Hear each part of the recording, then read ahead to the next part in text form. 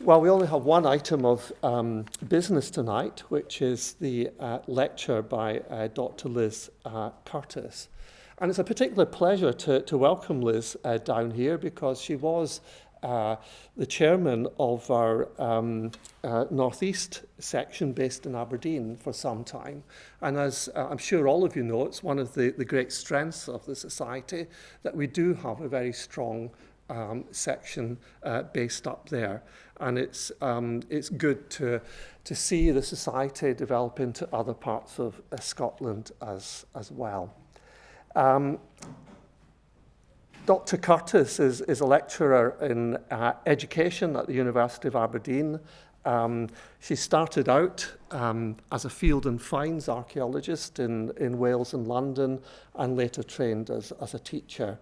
In 2011, she completed her PhD in cultural history and anthropology, in which she explored the ways in which the recumbent stone circles of northeastern Scotland were brought into being through the practices of people in the past 200 years, and the implications of this for archaeologists and heritage organisations today.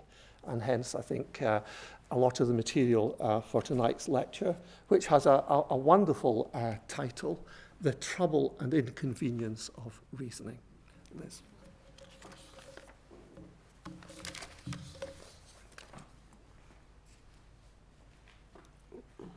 Ooh, sorry, David, could I follow the last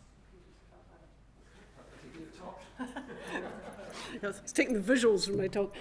First of all, thank you very much, David, for such a warm welcome. And I've got to say, just sitting, listening to the minutes being read and the business of this evening being read out really takes me back. I spent best part of 2 years immersed in 19th century heads, reading my way through the proceedings of Society of Antiquaries and other publications, and really began to kind of feel what it was like to be 19th century. And it's given me quite a sort of frisson listening to the business being spoken of as I have read it in meetings. Anyway. The Trouble and Inconvenience of Reasoning, the Creation of Archaeology as a Science in Mid-19th Century Scotland. This evening, I'm going to talk about the ways in which the practice of archaeology emerged as a scientific inquiry in the mid to late 19th century. So all of what I'm going to talk about is about being in the 19th century. And the context in which I'll explore this is in the development of hypotheses and practices of investigations by people who were interested in stone circles.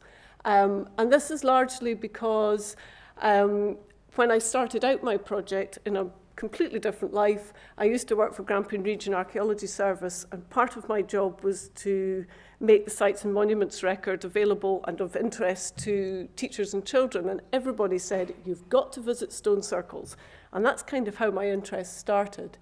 And many, many years after doing that, I started the journey that became my PhD. And I very, very quickly realized that the mid to late 19th century and what happened in the mid to late 19th century has had profound effects on the way in which we understand the past, and particularly the prehistoric past today. So rather than evaluating the extent to which 19th century approaches can be considered as meeting present-day scientific standards, I discussed what scholars meant when they talked about archaeology as a science. And in the material that I'm going to look at today, some of this will echo work done particularly by Marinelle Ash and Bruce Trigger, and also fellows who contributed to a history of the Society that was published to celebrate its centenary. And alongside this, I'm also going to be drawing from 19th century articles written by people who were interested in archaeology as we know it today. I'll be referring to letters that were written to John Stewart, who was one of the 19th century secretaries of the Society, and I'll also be drawing from evidence that's in the minute books that belong to the Society. In the mid-19th century, a tension arose between the quest for modernity and the loss or perceived loss of the cultural practices of the Scottish countryside. And this created the opportunity for the development of archaeology, not only as a science, but also as something which could lead to a better understanding of the roots of the Scottish nation and its people. The professionalisation of archaeology in the 20th and 21st centuries has created new social and political networks surrounding the ways in which stone circles and indeed all monuments are defined in Scotland. And they should be understood not just as archaeological monuments, but in the context of the social and intellectual relations of the people who investigated them, owned them, and worked and lived beside them, whether archaeologists or not. Since the 18th century, stone circles, which is, say, the context for tonight's talk, have been interpreted as places of worship, as material evidence for Caledonian Druids, or temples or places of worship. They've been linked to the sun and the moon and other astronomical alignments, and as places of sepulchre. And all of these interpretations you will find from the late 18th right through into the 20th century. By the middle of the 19th century, the dominant but not universal explanation of the purpose of stone circles was as funerary monuments, and this was largely based on excavations carried out for John Stewart's Sculptured Stones of Scotland, first published in 1856 and then republished as a second edition in 1867. This was then reiterated, or at least sort of at about the same time, when Daniel Wilson in his Archaeology and Prehistoric Annals of Scotland, when he was writing that, Wilson and Stewart were very aware of one another's thinking and work. The middle of the 19th century saw significant changes in the development of archaeology. In 1851, Daniel Wilson published the first edition of the Prehistoric Annals, in which he argued that it was archaeology that would most directly tend to throw light on the origin and progress of the human race. In the same year, landowner James Matheson funded the excavations of the prehistoric stone circle at Callanish. And the excavations themselves were visited by interested members of the Society of Antiquaries, including John Stewart and F.W.L. Thomas. And I think this is important because, I would say, listening to the introduction tonight, it's one of the things that you will find minuted just before the paper, which Henry Callender then wrote about the excavation. Also, at that particular meeting of the Society, F.W.L. Thomas was an early member of the Edinburgh Film Club, his camera club, and he brought to the Society meeting stereoscopic pairs of photographs of the excavations at Callanish. Sadly, none of those actually still survive, but we have it minuted, and there are other photographs that the National Archives hold of Thomas's, of other work that he did. He also was interested in ethnography, and in particularly the language and culture of the inhabitants of both Lewis and Harris. In the Prehistoric Annals, Wilson advocated what he referred to as an inductive approach for archaeology, which was to be gradually adopted by many people with an interest in stone circles during the 19th century in a variety of different ways.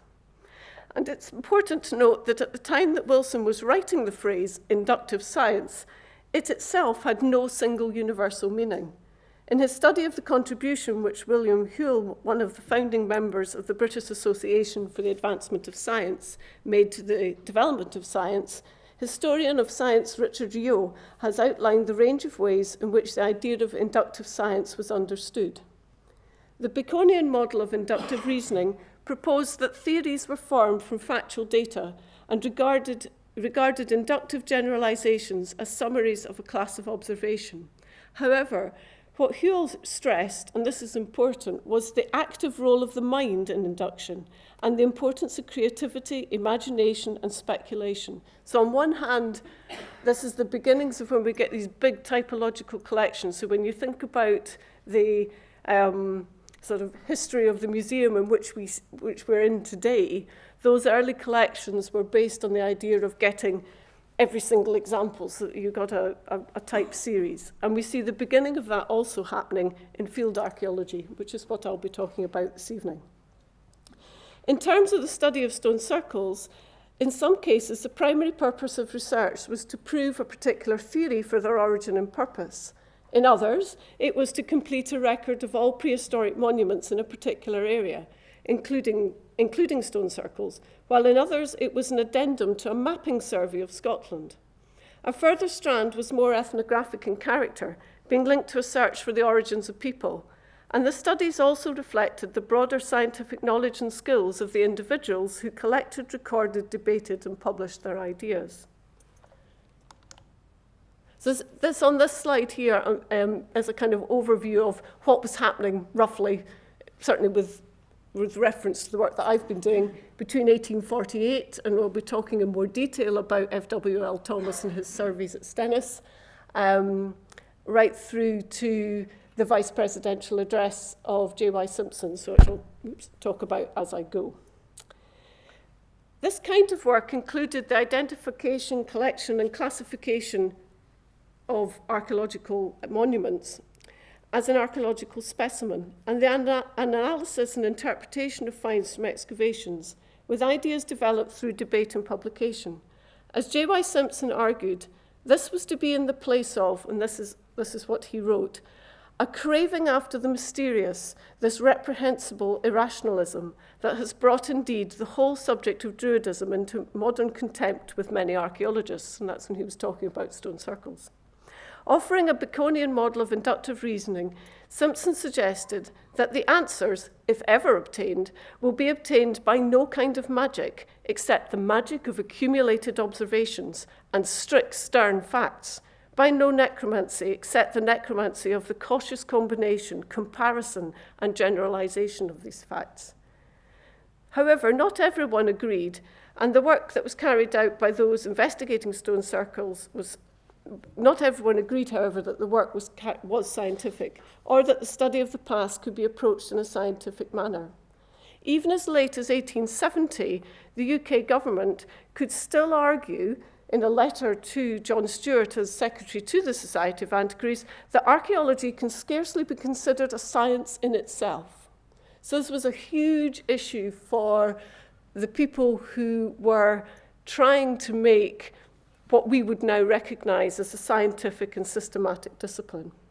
And this was in response to a request from the Society to the government for the foundation of a lectureship on archaeology in Edinburgh. And it wasn't until Gordon Childe took up his chair at Edinburgh University in the 20th century that that chair finally arrived. So it was a long wait.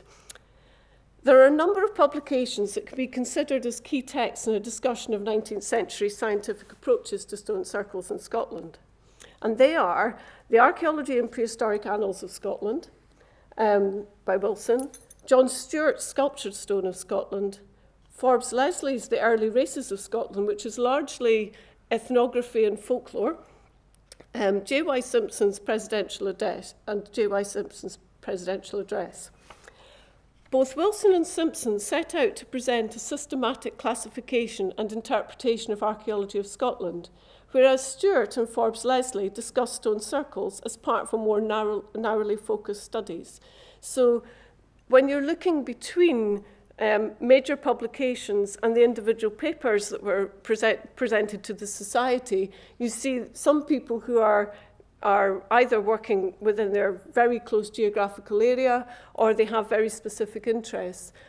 Those of you who know more about John Stewart will probably also be aware that his major interest actually was in crannogs. He was fascinated with the Iron Age and crannogs. It so happened that he also wrote about stone circles, but crannogs was another big part of his work. Antiquarian approaches to the ancient history of Scotland reflected the classical education, social and political class of antiquarians in the late 18th and early 19th century, and their interpretations of stone circles largely were derived from classical accounts of Britain, particularly those of Roman authors such as Tacitus, who emphasized the role of the Druids, thus interpreting stone circles as Druidic temples. With the combination of the growth of classical archaeology and their own classical education, it's not so surprising that the educated Scot tried to give a classical identity to pretty much everything. So they were really looking for those connections. But Daniel Wilson criticized this kind of approach to prehistoric archaeology, which he said rendered the ancient people of Britain merely painted savages. So there's quite a distinction between how many antiquarians understood or conceived what, and I use the term prehistory loosely because until Daniel Wilson we didn't have an idea of prehistory, and chronology is kind of, from our point of view, we can very easily tell the difference, or at least understand that there are thousands of years between a sculptured stone, so like picture stone, and a standing stone as part of a stone circle. You couldn't do that in the 19th century, and you absolutely couldn't do it in the 18th century. Many early 19th century discussions about stone circles interpreted them in this way. And while their Druidic origins were criticised by Wilson, the debate about whether their function was primarily places of burial or ceremony could be considered by looking at the material remains of the monuments themselves. And this debate was conducted vigorously over many decades in the 19th century and still continues today. John Stewart, Secretary of the Society of Antiquaries in the 1850s and 60s, was interested in demonstrating that stone circles were primarily constructed as sites of burial and disproving that they were Druidic. His approach put great emphasis on a consideration of this material evidence rather than textual references and classical sources. And he therefore collected material himself and had others excavate and collect for him, such as a parcel of bones that was described by Charles Dalrymple in a letter to Stewart in 1856 that came from the excavations at 2 Aberdeenshire stone circles, and an urn from the stone circle at the Hill of Tuac. So part of Wilson's endeavour in writing the prehistoric annals, Archaeology and Prehistoric Annals of Scotland, was seen as the first step almost of the re-education of the antiquary in Scotland. Historian of science Morse has noted that the importance of this book for the history of archaeology has generally been understated, and it is also difficult to estimate the size of the readership because the print run wasn't very big, and we know that the circulation of books is very, very different to now, so it's very difficult to... We can read them and think that they're very significant, but it's very hard to know exactly how many people would have read it overall. And Bruce Trigger had suggested that its influence may have been relatively short for this reason. Some practices that can now be considered scientific, such as classification, had occurred well before this date and without employing scientific rhetoric. For example, in a paper published in Archaeological Scotica in 1792, Colin Mackenzie demonstrates the beginnings of attempts to classify the material about which he's talking. In his account of the antiquities in Lewis, Mackenzie wrote, and this is a quotation, "I will place them in the order to which the areas that they are supposed to belong naturally ranks them. This order, as it turned out, was circles of stone, monumental stones, cairns, round forts or duns, religious places and castles, being a classification by monument type according to supposed historical age ordered from past to present." So this is a sort of early example of what becomes more usual practice as the 19th century progresses. Alongside the discussion of the Druidic origins of stone circles during the earlier 19th century was another well-rehearsed theory that explained them in terms of Scandinavian origins. Samuel Hibbert published an extensive paper, The Memoir on the Tings of Orkney and Shetland in 1831, in which he argued for stone circles being the sites of Scandinavian tings or parliaments. This argument, as with classical or biblical interpretations, conformed to a short chronology for the history of Scotland, and also implied that monuments built on the scale of those circles found in Orkney and Lewis were beyond what was assumed possible by a population native to Scotland living before the arrival of the Scandinavians. For Daniel Wilson, a scientific approach to the interpretation of stone circles and other prehistoric monuments offered the possibility to prove irrefutably that there was an indigenous population long before the Vikings set foot in Scotland.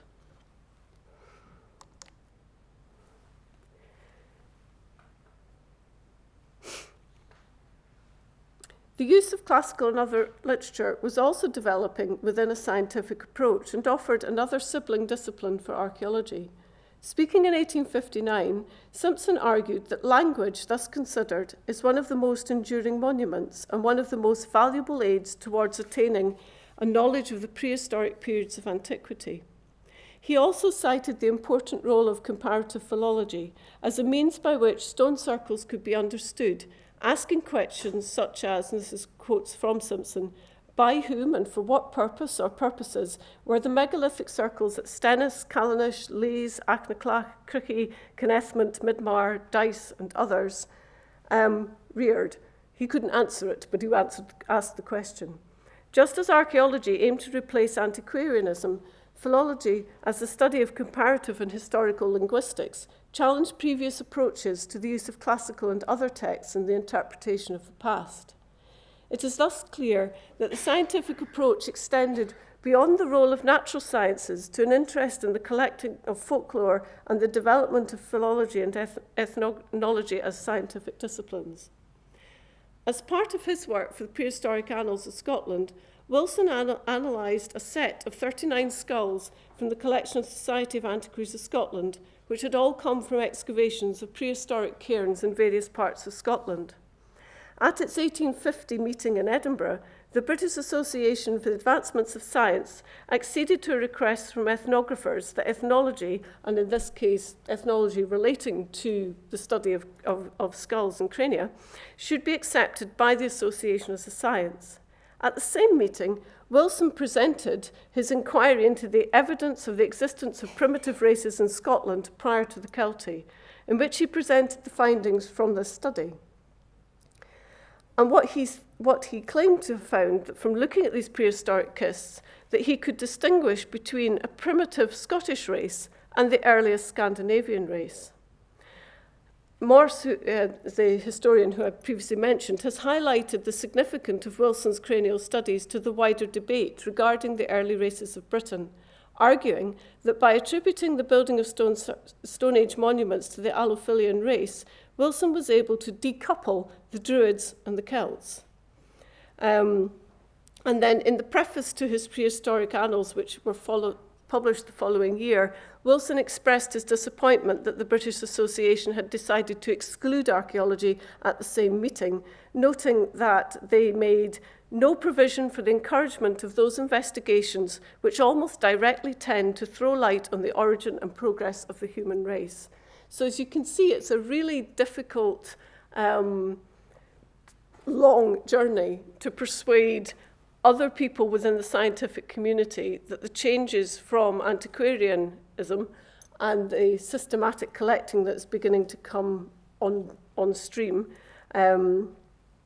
should be something that would be recognised as a science. And I think he was particularly disappointed, given the work that he had done on the skulls from excavation, that that was recognised, but broader work in archaeology was not.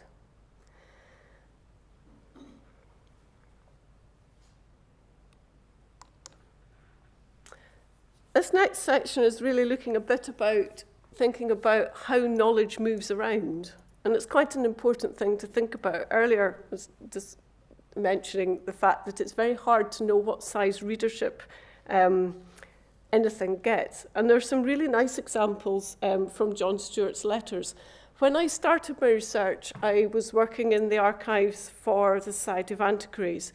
And it has some things, but not everything. And I think possibly in the 1970s or a bit before then, there was a disarticulation between what remained within collections in this building and other material, which then laterally became with the Royal Commission collections up the road. But by complete fluke, I was looking at John Stewart, and John Stewart came originally from Aberdeen. And so one of the places that I started looking to try and find out more about him as a person and the kinds of interests that he had was to look at the archives that we have within the university in special collections. And in looking up the Spalding Club, which he basically helped found a northern branch of the Spalding Club, I found a letter book. And in that letter book, there are letters from Stewart to, well, with his hat on as Society of Antiquaries, but also to him personally, correspondence that he had with people throughout the UK and extending as far away as Switzerland and France. So you have a really strong feel of a definite international network. But here's a really nice example. The sculptured stones of Scotland, a bit like the prehistoric annals, very few were published, and it was quite hard to get a copy of it, so it would have been an expensive book to buy, may have been owned by some libraries, but lending them was one of the things that seemed to be, if not common, certainly something that happened within learned society circles. A short encouraging note from Albert Way, who was Secretary of the Archaeological Institute of Great Britain and Ireland, to Stuart in February 1856, before the final publication of the first edition of Sculptured Stones of Scotland, highlights the importance of the approach taken by Stuart in opening up a scientific debate on the origin and purpose of megalithic monuments, by saying that, and this is a quotation from the letter, "The results of this publication must be very valuable and brings before archaeologists many important and suggestive considerations. Hitherto, I think we have had but some few glimmers to the primeval age." So this is an exchange in which Stuart, having published his first edition, is trying to get some kind of feedback and ideas from some of the people who have similar roles in other societies about the kind of work he's doing, whether it relates to other things. For the second volume of the Sculptured Stones of Scotland, Stuart set out an extensive interpretation of the possible origins of stone circles and why they should not be considered to have any relationship with the Druids. In preparation for this, he was in correspondence with British archaeologists who were carrying out fieldwork in Brittany, including the Reverend W.C. Lucas of Guernsey, who underlined the importance of Stuart's work on stone circles in Scotland, and about which he too wrote a letter to Stuart 3 months prior to the publication of the second volume. Lucas writes, "The subject of stone circles to which you have devoted your attention is full of interest and deserves to be well studied and considered. I quite agree with you that there is no authority whatsoever for calling them temples, and that they seem to be in some way connected with the funeral customs of early people. Those in the Channel Islands, which I have examined, were certainly sepulchral enclosures." So this is a really lovely example of exchanging ideas and also making comparisons between very varied parts of the UK. In this case, France, actually. Lucas also expressed his criticism of the unscientific approaches of French scholars who, he said, whose investigations are prosecuted in the most slovenly way. And that's what he wrote in his letter to Stuart. And that the study of Celtic history has been most unmethodical and the publications most inaccurate and worthless. So there we have it. That's the British take on other people's archaeology. Before embarking on his excavations of the stone circles in Arran, which I'll come to later, James Bryce sought methodological advice from both John Stewart and John Buchanan, who was a leading Glasgow antiquarian, on what James Bryce describes as the best mode of proceeding. So this is, again, before starting excavation, trying to write letters to be in touch with the people who can help him best. Such publications that there were based on rigorous fieldwork and could be very influential, as is shown by a letter to Stuart from a Reverend G. Buckle of Tiverton in Devon, who emphasises his interest in Stuart's sculptured stones and noted to Stuart that, quote, "It upsets my previous ideas on the subject, for I find it difficult to imagine that such magnificent erections as Avebury and Stonehenge can be anything but temples. Yet I own that your reasoning is strong, and primordial man seems to have had a wonderful tendency to lavish all his fondnesses upon the dead." So again, here we've got somebody who has clearly borrowed the book, has thought about it, and it's made them rethink their understanding of what they're seeing. The identification of stone circles as discrete class of prehistoric monument was part of a much bigger endeavour, which had been at the core of Daniel Wilson's Prehistoric Annals and which was embraced by the Society of Antiquaries of Scotland. Discussing the development of geology as a science in the 19th century, O'Connor points to the challenges which those studying the history of the discipline face, highlighting the inherent dangers in the transfer of scientific understanding and vocabulary between the present, as of how we understand it, and the past, thinking about the context of being a 19th century gentleman. O'Connor has argued that it's important to avoid using contemporary categorizations and scientific vocabulary that was not current in the past. And the example that he gives is Mantell discovering what we would now call dinosaurs. So O'Connor writes, to call Mantell the discoverer of the dinosaurs as if this conceptual category was sitting in Towgate Quarry waiting to be discovered is to miss the unspeakable strangeness that Mantell experienced as he grappled with the notion of a herbivorous lizard larger than the largest elephant. And it's the same when we're thinking back into prehistory, that we take almost for granted the labels that are put on or the classifications that are given to archaeological monuments and objects in museums. But the first time people are looking at them and really thinking about them and not actually having necessarily an agreement on what to call them and why, they're seeing them and understanding them differently to us. And there are parallels to the geological example in trying to unravel how Stone Circle came into being as a class of monument, and the relationships between the understanding of the term in the past and amongst the present-day archaeological community. At the point at which Daniel Wilson published his book, there was no consensus with regard to archaeological classification of a wide range of monuments, and Wilson's book, alongside the wider aims of the reorganised society, was attempting to be the beginning of a national movement to carry out a systematic survey of and collection of Scotland's archaeological monuments and artefacts from both historic and prehistoric times. So this mid-19th century point marks the beginning of the standardisation of descriptive terms for what I was looking at, the Stone Circle, and many other things too. And although Wilson himself did not use the term Stone Circle, he didn't use it. In the chapter on temples and memorials, Wilson describes a range of monolithic structures, including the Great Circle of Stennis, or the Ring of Broger, a druidical circle on Donside, the temple group at Lucar, which consists of a circle composed of 8 large stones, and concentric circles like those at Clava near Inverness. By the time of the launch of the proceedings, and when I say launch, this was the first time, and I think we've gone sequentially ever since 1854. So the Society started its proceedings off in the 1790s, and they were sporadic to say the least, and then they kind of came into new life in the mid-19th century. So by the time that happened, both John Stewart in his work and Henry Callender, who wrote about Callanish, used the term Stone Circle in the title of their papers about the monuments. And at the time they were writing, there were a number of models that could be used to classify monuments. One of which was based on Jens Worsey, and I apologise for my terrible Danish pronunciation.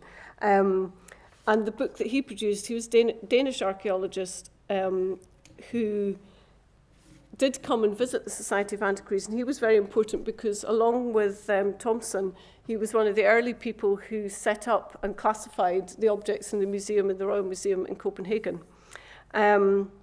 So he was one of the sources that people would use, and he had a chapter of stone structures and barrows in which he describes and illustrates the graves of the Stone period and notes that the stone monuments are usually termed cromlechs in England, Steingraber in Germany, and often Urgraber or ancient graves or Hunnegraber, giants' graves. So he was looking at it from a continental European perspective mostly.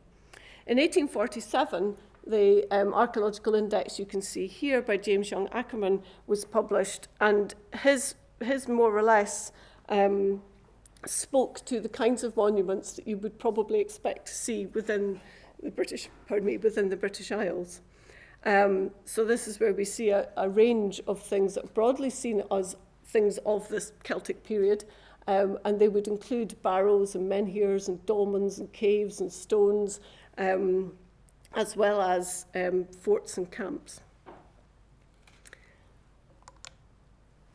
As discussed in the introduction earlier, Wilson proposed that archaeology should adopt an inductive scientific method, which he noted was already employed by the continental archaeologists, who had shown what legitimate induction is capable of. Key to Wilson's call for the study of archaeology to take on a scientific approach was his claim that this would yield the most trustworthy, if not the sole evidence in relation to extinct branches of the human family. Applied to archaeology, this call for close observation, collection, systematic study, and classification of both portable artefacts and monuments in the field.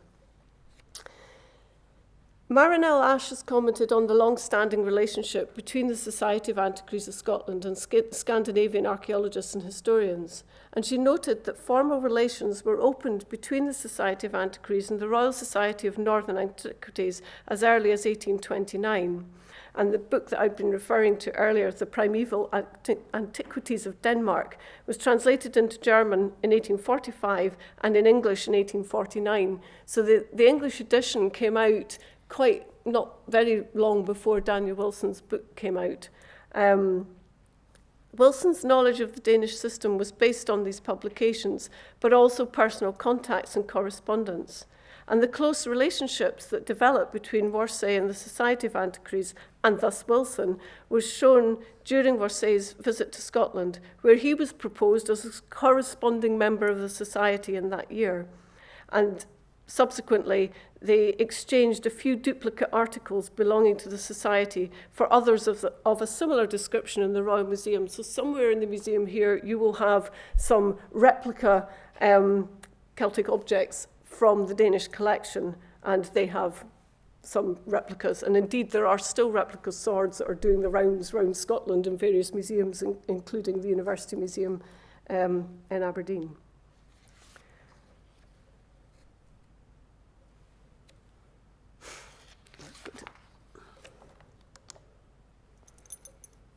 The people involved in the investigation of stone circles in Scotland in the mid to late 19th century were usually interested in a wide range of archaeological, natural historical and ethnographic studies, ethnological studies in Scotland and elsewhere.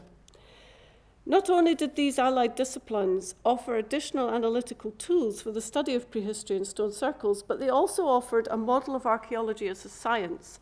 And this is where it fits into what one historian of science refers to as collecting sciences, which is quite an interesting way of thinking about archaeology.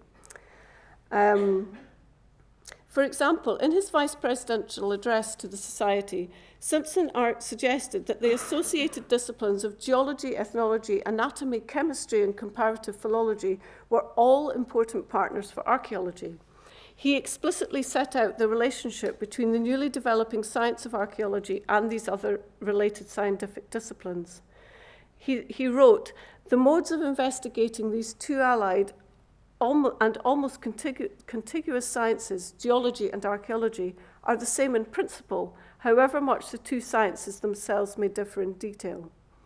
The links between geology and archaeology were thus considered to be particularly important, with a systematic study of buried material in situ to identify characteristics, the importance of recording provenance and orientation, and the investigation of the formation of different types of rocks and the study of strata to ascertain relative chronology of when and how different rocks were laid down, having obvious parallels to archaeology and excavation. In some cases, there were even stronger links, such as the systematic study of the Somme gravels, revealing flint tools as well as fossils.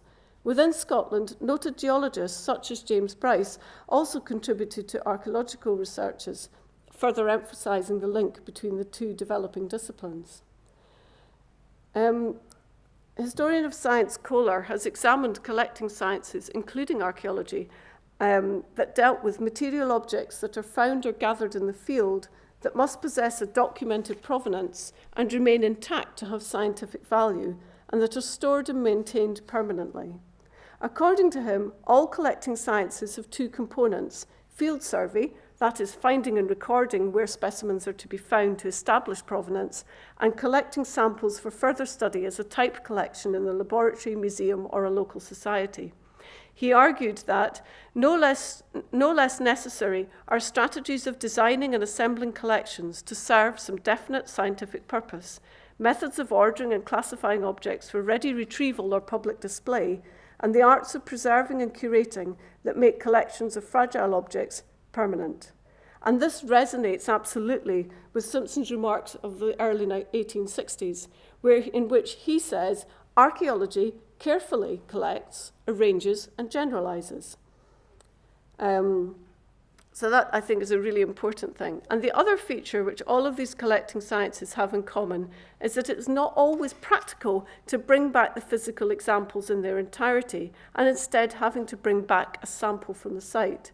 So just as a geologist can't carry back an entire strata of rock, but could chip off a piece of rock, an archaeologist could not bring back an entire stone circle, but could take samples of earth or skulls from an excavation. So that both of those disciplines were having to grapple with the fact that some things are portable and other things are absolutely not portable.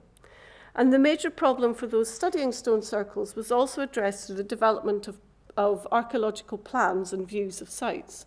The process of collecting them included a wide range of practices that could be identified as scientific in approach. It's therefore striking that attempts were made by the Society to create a virtual collection with a proposal for having all archaeological remains noted on the Ordnance Survey, and suggested that it might contribute to the attainment of this object if the Society should express its sense of value and respect the good offices of the President in bringing the matter before the proper parties. So in 1853, that's exactly what happened. The then President of the Society took a lead in making a record, and they wrote an open letter for circulation at county meetings, which drew together landowners from throughout Scotland, requesting that the Society, having had its attention directed recently to the fact that many of the primitive monuments of our natural history, partly from the progress of agricultural improvements and in part from neglect and spoliation, were in the course of being removed, was of the opinion that it would be of great consequence to have all such historical monuments laid down on the Ordnance Survey of Scotland in the course of its preparation. So going right back to the beginnings of the Ordnance Survey maps of Scotland, the Society was present in making sure that there was some attempt to collect that in a systematic way. Archaeological recording during excavation has come to be seen as based on the idea that an archaeological site is like a document which can be read by a skilled excavator, but it is destroyed in the very process which enables us to read it. Unlike the study of an ancient document, the study of a site by excavation is an unrepeatable experiment. With changing agricultural practices in the long 19th century, many of the contributors to archaeological journals recorded stone circles because they were aware of encroachment from agriculture and forestry, such as James Skene, whose drawings are here, who noted that the reason for recording the hill fort and stone circles in the Barmkin of Echt, Aberdeenshire, was, quote, to obtain an accurate measurement and drawings of the Barmkin before the young forest of which it is now the site should have consigned this interesting structure for ages, perhaps to oblivion. So, and forestry is obviously still a major concern of archaeologists today. So that's a very early version of sort of plans and views, but specifically to record something that might disappear. In this next section, I want to look at the work of F.W.L. Thomas. He was a naval captain and he worked on a survey ship, and between 1848 and 49, he conducted a survey of the Pentland Firth and waters around Orkney, and that was his day job. As well as being a skilled surveyor and draftsman, Thomas, as noted above, had a great interest in the people, language and archaeology of Scotland, and combined naval duties with a comprehensive ethnological and archaeological survey of Orkney and the Western Isles, particularly Lewis and Harris. But he described his survey of the antiquities of the Stennis in Orkney as being to create a permanent record of their antiquities, present state and position. The stone circles which were included in Thomas's survey formed part of a larger collection of sites which he classified according to Ackermann's Archaeological Index. He published in a paper the Celtic Antiquities of Orkney for the Society of Antiquaries of London. and he used the index for comparison with their prototypes in other countries. Thomas drew a general map of the Stennis Peninsula on Orkney at the scale of 14 inches to the mile, and he used a chain survey. He used exactly the same equipment as he was using for his naval survey. So basically, when they had finished doing the soundings that they had to do as part of the mapping that he was requested to do as part of the naval survey, he then went and mapped the land, and he also happened to include all of the archaeology. To provide the detailed location of each site and their relationships with each other and landscape features.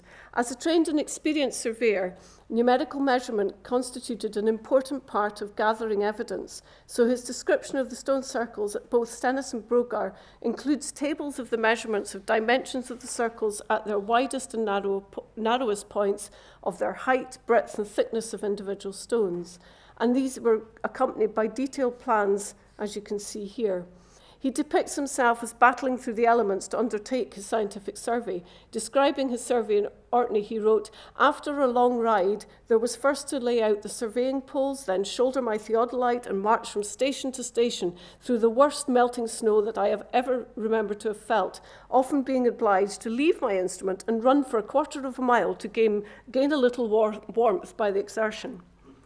So despite the bitter weather and the calling of swans, which Thomas describes, he also produced what he hoped would be an objective expression of his experience. He notes that he remained on Orkney during the winter of 1848 to complete the survey. By this, he would have been referring to the laborious task of translating all of his numerical data, which he had collected, onto a line-drawn map. And this cartographic representation emphasizes the translation of what is seen in 3 dimensions into a series of measurements, which then become the 2-dimensional objective and abstracted map. So that's a very particular skill, and one in which obviously we still have a flourishing archaeological survey. So a lot of people who become archaeologists, there are a number of those archaeologists whose work is still in mapping and planning, and how important that is. And that's a really, really detailed map that he produced. I mentioned earlier Hill of Tuac and Dalrymple and Stewart, and this, I'm just going to finish off with 2 examples of excavation. Comparisons with geology were particularly appropriate when considering excavation, and Simpson argued that, quote, "from a systemised application of the same means of discovery in fit and proper localities, with or without previous ground probing, archaeology is certainly entitled to expect most valuable consequences." And this was in contrast to previous antiquarian approaches where, although they've been useful, he criticised as being of the most accidental and superficial kind. So this is about systematic excavation. Such systematic collection and concern for accuracy and organisation of materials was employed by John Stewart during his work for sculptured stones. This was the first attempt to collate and circulate a particular class of monument found in Scotland in 1 volume. The resulting corpus of which he described as a systematic excavations of standing stones, and included descriptions of stone circles and results of excavations carried out by Charles Dalrymple in the appendix. What you can see on the screen just now is really interesting. Shannon Fraser, who's the National Trust archaeologist based at Castle Fraser, came across these in a drawer while I was doing my thesis. And we'd been talking about the stone circles, and I knew about the letter from Charles Dalrymple to Stewart. And in the drawer, what she found were, well, one is a label, one is, they're lovely, their finds are in sort of brown packets. 3 parcels neatly wrapped in thick brown paper, clearly labelled with their provenance and date of excavation, and originally sealed with red sealing wax. 1 package contained charcoal, 1 of bones, and 1 with fragments of a pottery urn. And it's clear from Dalrymple's correspondence with Stewart and Mackenzie Fraser, who was the landowner at Castle Fraser, that he was carrying out systematic work. And the accuracy of the recording is such that it's been possible to identify the archaeological context of Dalrymple's finds from his letter to Mackenzie Fraser. And the slide at the bottom is Richard Bradley digging at Crickyhenge a while ago now. But what Richard was able to do when he did his excavations was he was able to separate out the soil that came. It was basically, he dug his way through Dalrymple's diggings as well as his own, but it was there in the archaeological records. That was quite exciting. But the survival of the original recordings and wrappings from a mid-19th century excavation is remarkable, and it shows the care taken in recording and preserving information about provenance that is rarely recognised by more recent archaeologists. And it's very easy to dismiss things because it's not done to our standards now. But for their time, that is absolute evidence of a systematic approach to collection. And I'm going to finish here with the excavations on Machrie Moor in Arran by James Bryce. Bryce is really interesting because he's most well known for his work as a geologist. And in 1855, he was commissioned by the local committee for the British Association of Advancements of Science to carry out a geological survey of Clydesdale and Arran in preparation for their meeting in Glasgow in 1855. And the results of Bryce's work were published in 1859 and included not only the geology, but also marine zoology, flora, fauna, and notes on scenery and antiquaries. In the preface to this volume, Bryce acknowledged the fieldwork carried out by other natural historians and archaeologists to augment his own geological work. And in the section on excursions, Bryce referred to the remains of stone circles on Machrie Moor, some of which had been recently investigated by a local archaeologist, Mr. MacArthur. And Bryce took this up. He was interested in the hypothesis suggested by both Wilson and Stewart that the primary purpose of such monuments was sepulchral, noting the discovery of urns, bones, and ashes on the site. He described his interest as having been raised because, as he wrote, further investigation into a subject confessedly so obscure seemed thus highly desirable, with the results of his excavations being published in 1862 in the Proceedings of the Society of Antiquaries. His survey and excavation of the stone circles derived from his geological expertise, such as the importance of recording the location of finds which were excavated and making skilled field sketches and accurate plans of the features he was studying. Unlike published accounts, field notes very rarely survive, and the two line drawings and the sort of watercolour you can see the brushstrokes on, these survive in the archives of the Society, and they were one of the most exciting things I think I've ever found, because I had started with the print version as it appears in the Society's proceedings, and you can see quite clearly two skulls and an urn and the plan of the site. But the drawings are on tiny pieces of card, and they're sort of folded over with tape. And you can see how that's, you can imagine having a pencil and a small box of watercolours. And you can imagine Bryce on site, keeping his notes, and these have made it into the archive here. So it's a very interesting way of actually seeing the process of going between your field work and into your later publication. Bryce's work relates well to Kohler's criteria for collecting science and having the intention to create a collection. Bryce's archaeological work fed directly into the National Museum's collection of the remains of 8 stone circles and a collection of finds which together could be classified under the heading of prehistoric burial, as well as contributing to local thinking about the classification of Arran's archaeology.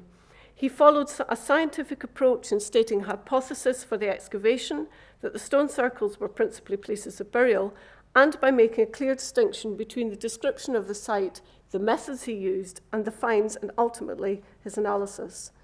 The description provides a geographical context for his work, describing the location of Machrie Moor and the location of the stone circles on the moor, accompanied by a plan. He described the general features of the 8 stone circles which he excavated, detailing their condition and geology, and using his geological expertise to note that the stones of the first 2 circles were of dark-coloured, close-grained sandstone of the Old Red system, probably severed from the huge sheets of sandstone which crop on the adjoining shore.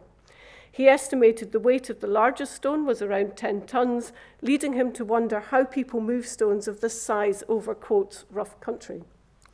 His discussion of excavation methods clearly relate to his hypothesis. His excavations were limited to 3 days, and by anybody's standards, that's quite short, with the digging team consisting of 9 men led by the chief hedger, and they were provided by the Duke of Hamilton's land agent on Arran. As he considered there to be two types of stone circle, those of circles of upright stones and those which were circles of granite blocks, he excavated both types to investigate whether there was a relationship between the geological makeup of the stone circle and its use as a burial place.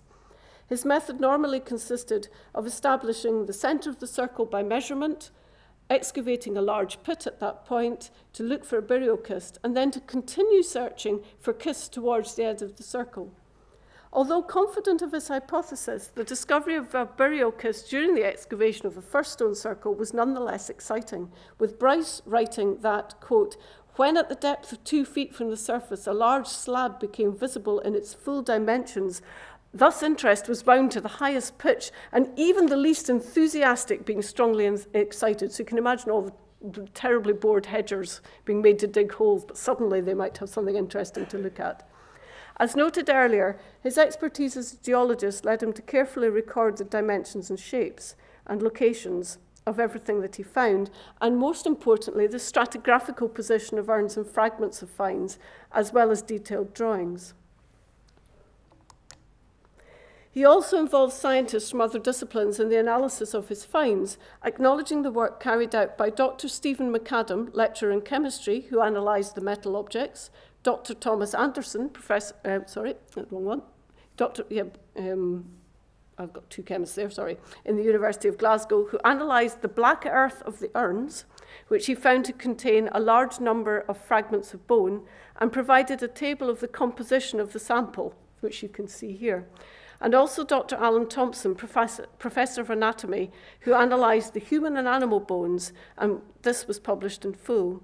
And some animal bones were sent for further analysis by 3 comparative anatomists who between them agreed that the long bones were in fact part of deer horns, but had no idea about the jaw fragments. So it is only once he's presented all of the evidence that he discusses possible interpretations under the heading of general remarks with 6 sections. So it's a very, very complete thing. And the other thing that was really exciting from my point of view reading this was he was thinking through Thompson's 3-age system. And he noted, he suggested that the coexistence of bronze and flint objects in the kists meant that the received classifications, as of Thompson's, ought to be modified by archaeologists to acknowledge this, and that as the stone circles were erected with reference to the burial kists, that these stone circles were erected as places of ordinary sepulchre. And that's where I shall end. Thank you.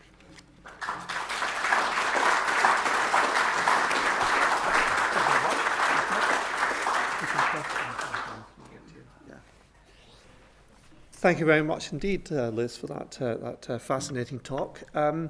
We're happy to take questions or comments now, if you have any. And if you could wait, please, until you get one of the roving mics before you actually speak. We'd be grateful for that.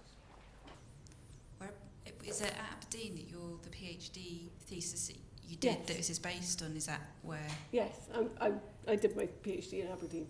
So if I want to read it, I can... Yeah, it's actually available. The university library has it online, but if you speak to me afterwards, I can easily help you with that. That would be great. So that's what I need to ask. Yes. Well, thank you very much, Liz, for that interesting lecture.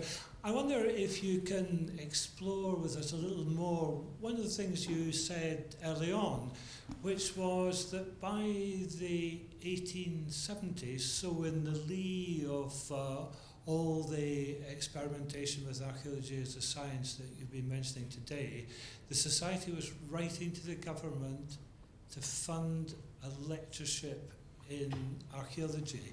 Can you, as it were, unravel that a bit further?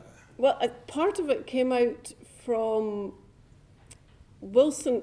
It had been hoped, when Wilson had published the Annals, that maybe he could have got an academic post basically as an archaeologist, and that didn't come to fruition. And then while Stuart was secretary, Stuart petitioned, but it's in the minutes of the Society, it's minuted that Stuart was tasked with writing to, I think it's Gladstone, but someone might correct me on that, but it's a bit of I might have my Prime Minister's upside down. But anyway, they did write, and but we have the letter back to Stuart in Stuart's letter book. And I think anyone who's interested in looking at the history of archaeology, one of the things that I struggled with, but is also really fascinating, is this idea of the politics of the archive, because things are a bit randomly held. So I don't really have much more information than that.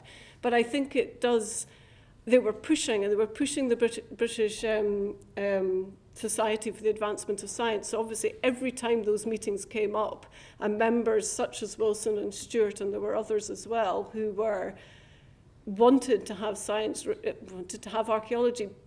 I think it was a kind of like, it's a sort of official recognition as a discipline, because without having that recognition from either the British Association for the Advancement of Science as a science, or in getting government backing for a chair in archaeology, you don't have that kind of disciplinary support. Does that make sense? Yeah, I mean, asking for a chair of government in the 1870s is a pretty bold move. Very bold. I don't think they were backwards in coming forward at all. I think they were high. I think one of the things has interested me a lot in when I was writing this chapter, which was looking at archaeology and its development as a science, is realizing just how connected people were. That the establishment, both in Edinburgh and certainly the establishment people in archaeological circles loosely, they were very well informed, and I think particularly their links to Denmark, because they saw what was happening in Denmark and they thought, well, we're approximately the same size. If they can have these things, why can't we? And I think there was a sort of underlying feeling that there was no reason why they couldn't have the same recognition as other small nations could. It's slightly problematic because the way we understand nation, and certainly post having had referendum, is very different to how that idea of nationhood is conceived and understood in the middle of the 19th century. So when they're talking about these sort of national origins, it's not in a kind of political national sense, it's more in a sort of cultural national sense.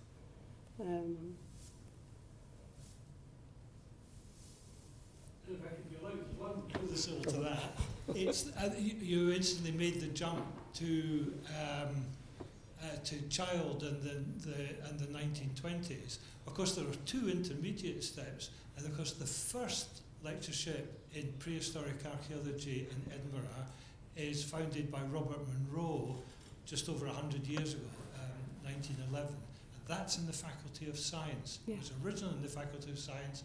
It wasn't moved out of there, I think, until the 1930s. Yeah, but I did my degree in the 1980s, and we're still having those debates. Is archaeology a science? Is it an art? So there's always been an interplay between history, and I think certainly in the middle part of the 19th century into the early 20th century, history was the official discipline for understanding the past, and archaeology had a kind of strange relationship with that, I think.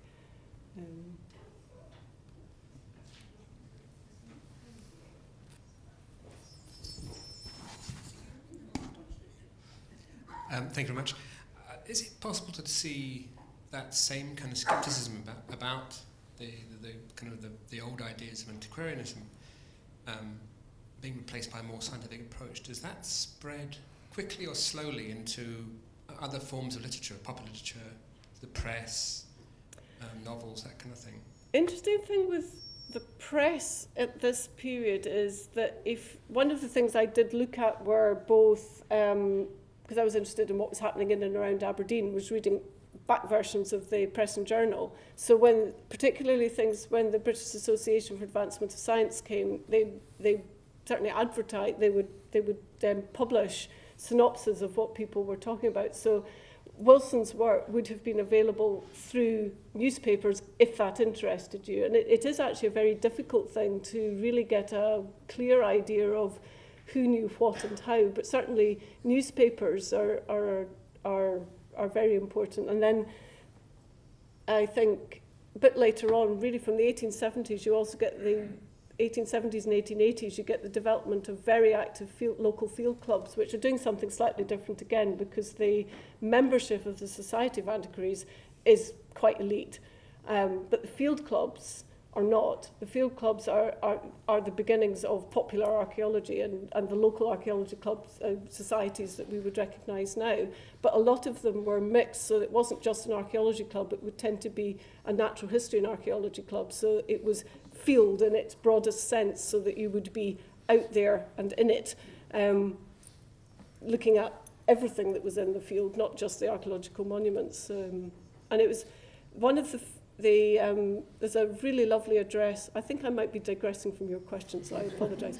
There's a really interesting address from the president of the Inverness Field Club in about the 1880s, I think it is, a Mr. William Jolly, who was also an inspector of education, and he was writing where he was talking really strongly about the field club and its role in people learning from one another, which is again it's quite a modern idea now. I mean, in my field, in education, this idea of learning from your peers and peer learning in the community, and he was talking about that and how important that was way back in the 1880s.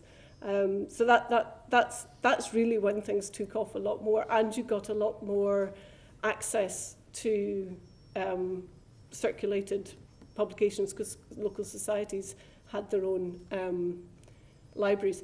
That said, a lot of the people in the northeast who wrote about stone circles really held on to the idea of them being Druidic and rather liked that. So yeah, the popular imagination did not always follow what archaeological interpretation might be suggesting. Thank you. Hello.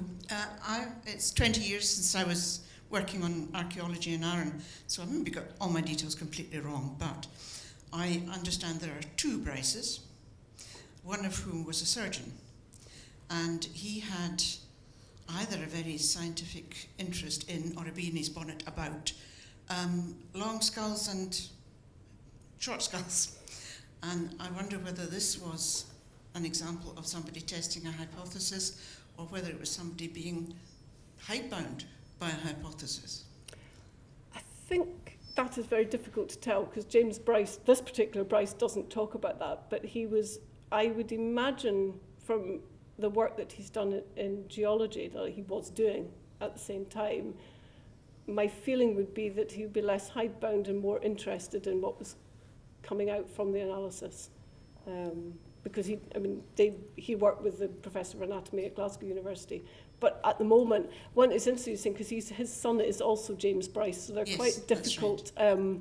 They're quite a difficult family to kind of disentangle when you start looking at sort of broader records. Mm-hmm. Yes, the Book of Arran is the kind of Bible as far as Arran archaeology is concerned, because they if an ancient pile of stones didn't actually get up and run away, they dug it up. It kind of makes it a little bit difficult, because it's almost impossible to find something that hadn't been looked into at least 100 years ago. The other thing is that a certain amount of material was deposited with the Duke of Hamilton or Montrose, as the case might be. There is a typewritten sheet in Brodick Castle which tells you what was handed in, but nobody knows where the bits are. Yeah. Well, it's very like the finds that turned up at Castle Fraser from Charles Dalrymple's, because basically we don't know where a lot of his things went. We know where some went, but not all. And until they were turned up in a drawer, nobody knew those existed either, apart from what was written. Yeah, just to emphasise the scientific side, that it is terribly tied up with ethnology. And the earlier societies, as somebody was saying, were very much natural history. I think it's a kind of Victorian obsession with natural history and everything like that. The Dumfries and Natural History and Antiquarian Society was one of the earliest, founded by doctors at the Crichton Hospital, and it seems to me that's fairly characteristic. Yeah, and I didn't this evening, but I did quite a lot of work on Fred Coles, who obviously was very involved with the Kirkcudbright one and the Dumfriesshire Field Society,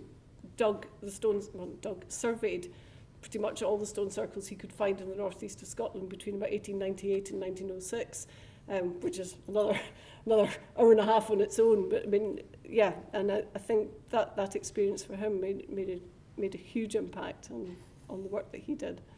Okay, well, thank you very much indeed, Liz, and thank you too for all your comments and questions. At the beginning of tonight's talk, Liz commented on the way we started the meeting, the very traditional way of reading the minutes of the previous one, and the way that seemed to link back to the past. And tradition clearly is very important, especially when, as a society, we have such a great scientific tradition with very considerable scholars in the 19th century on whose work we have built. Trouble and inconvenience, perhaps, but would we wish it any other way that these people actually posed all the questions and produced so much data for us to work on? We're very grateful indeed to Liz for giving such an erudite and interesting account of these people and throwing so much light on the past of the society in such a splendid way. So let's give her our thanks in the usual way. Thank you very much.